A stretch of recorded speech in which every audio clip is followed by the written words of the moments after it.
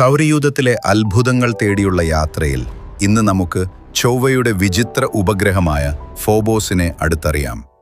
ഒരു ഉരുളക്കിഴങ്ങിന്റെ ആകൃതിയുള്ള ഈ ഉപഗ്രഹം സൗരയൂഥത്തിലെ തന്നെ ഏറ്റവും ചെറിയ ചന്ദ്രന്മാരിൽ ഒന്നാണ്. ചൊവ്വയുടെ ഉപരിതലത്തിൽ നിന്ന് വെറും 6000 കിലോമീറ്റർ മാത്രം അകലെയാണ് ഇതിന്റെ സ്ഥാനം. ഇത്രയും ദൂരക്കുറവുള്ളതുകൊണ്ട് തന്നെ വെറും 8 മണിക്കൂറിൽ താഴെ സമയം കൊണ്ട് ഫോബോസ് ചൊവ്വയെ ഒരു തവണ വലം വയ്ക്കുന്നു.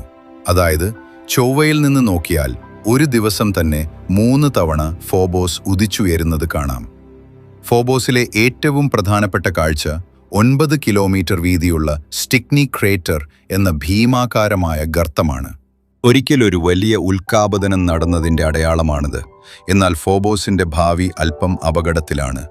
ഓരോ 100 വർഷം കൂടുമ്പോഴും ഇത് ഏകദേശം 2 മീറ്ററോളം ചൊവ്വയോട് അടുത്തുകൊണ്ടിരിക്കുകയാണ്. ശാസ്ത്രജ്ഞരുടെ കണക്കുകൂട്ടലനുസരിച്ച് ദശലക്ഷക്കണക്കിന് വർഷങ്ങൾക്കുള്ളിൽ ഫോബോസ് ഒന്നുകിൽ ചൊവ്വയിൽ പതിക്കും, അല്ലെങ്കിൽ തകർന്ന് ചൊവ്വയ്ക്ക് ചുറ്റും ഒരു മനോഹരമായ വലയം തീർക്കും.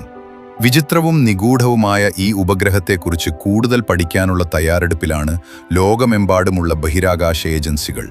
ഒരുപക്ഷെ ഈ കുഞ്ഞൻഗ്രഹമായിരിക്കുമോ ചൊവ്വയെ ബാധിച്ച ദോഷം? മനുഷ്യനെ ബാധിക്കുന്ന ഒരു ദോഷം ചൊവ്വയ്ക്കുണ്ടെന്ന് നിങ്ങൾ വിശ്വസിക്കുന്നുണ്ടോ? എന്താണ് നിങ്ങളുടെ അഭിപ്രായം? താഴെ കമന്റ് ചെയ്യൂ.